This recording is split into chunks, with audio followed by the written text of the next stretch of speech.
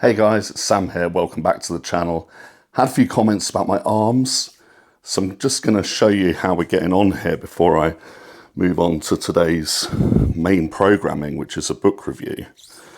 And yes, I'm going to measure my right arm, the slightly better one, but you know, we'll see how we're getting on here. Can you see that on there?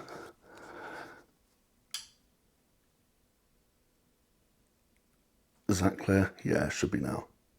I mean, it's not like Olympia level. It's not like open IFBB Pro level yet, but for a little classic guy, it's not too bad. Thanks for tuning in, and today is all about the book review. So today is one you've probably not heard of, and it's a really, really fascinating series, not just one book. So we're looking today at Muscle, Smoke and Mirrors by Randy Roach. There's going to be 3 of them in the series, well, 3 volumes, but they're not all out yet. So we have volume 1, volume 2, and then on volume 3, there's book 1, but I'm led to believe that there's another book coming, perhaps more. So what these are, I'll show you up close. They're a history of bodybuilding right back to before the start of the 20th century. So the first volume is like all the stuff like golden era, so what some people call the bronze and silver era.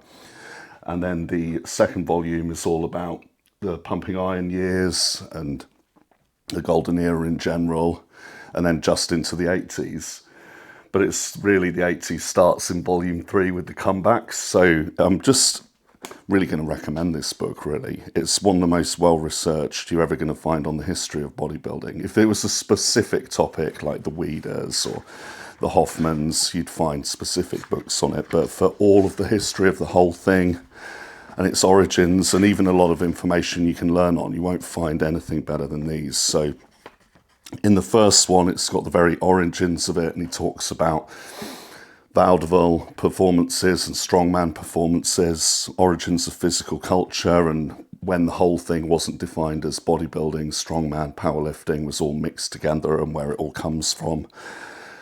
Then he's talking about early famous guys that were focused more on bodybuilding, like Eugene Sandow, and the rise and origins of the IFBB.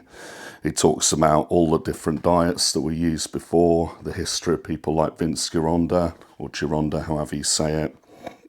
And then into the 1960s and the advanced technologies that came in. And it's a really big book, as you can see. But all of that is covered in exhaustive detail and has loads of photos from the era. So there's loads of like early bodybuilders like Vic Tanny, Steve Reeves, all sorts of stuff like that. And he talks about like the kind of rivalries between the Hoffmans and the Weeders and how it all got started, and defining what bodybuilding was, and the first contests that there were, and the start of the AAU and Mr. America contests, all amazing stuff. And then once you get into the second volume, it's even longer. You see that there, and again, it's something you can learn from. It shows actual diets that were taught and things discussed at seminars by Mike Mentzer, Arnold Schwarzenegger. Talks about the whole rise of Arthur Jones and Nautilus, and the debate between free weights and machines, and all sorts of different things you find interesting in this series. But probably the most well-known stuff you're going to find in the second volume of the series. But I have read them all cover to cover. And then lastly, it's the volume 3, book 1 that's out, which is about the controversial comebacks of Arnold and Franco, the 80 and 81 Olympia that loads of bodybuilders regard as fixed. But he analyses all of the players and all of the judges involved in the situation for both years. And it even has all of the scorecards at the back where he talks about how it could have played out differently depending on which people had done different things from the scorecard. And it's really, really like the most exhaustive analysis of those 2 extremely controversial contests that you'll ever see, that third one. But I really hope that he finishes the series, because all 3 of those combined are the best history that I've ever seen of this whole kind of thing, and little bit different to most of the reading that I've done. It was all the theory. It's kind of these stories and the personalities that really brings it to life and keeps the books interesting, because a lot of the information on PEDs and nutrition can get a little bit dry, but reading about real characters like Arthur Jones and people like that I found really genuinely entertaining in that second volume. So definitely recommend this series, and it's actually inspired me to do another sort of video soon. I was thinking of doing a historical sightseeing tour of bodybuilding stuff in London, because there's several places that are mentioned in these books and elsewhere that I can think would be great to go to. So that's a content idea for in the future. Let me know in the comments whether you think that's a good idea or not. But this is definitely a series that I recommend, and something that would be more entertaining than most of the stuff that you could read, and perhaps really fascinating if you wanted to look at the old school ways. So he looks about how the diet's changed from being largely low carb in the past to changing over, and that sort of goes hand in hand with the popularization of insulin and things like that. And I just find understanding the whole history and development of it, fascinating. So definitely worth looking at if you want to know where bodybuilding comes from, and if you want the drama and the personalities and some of the controversies that have come through its history.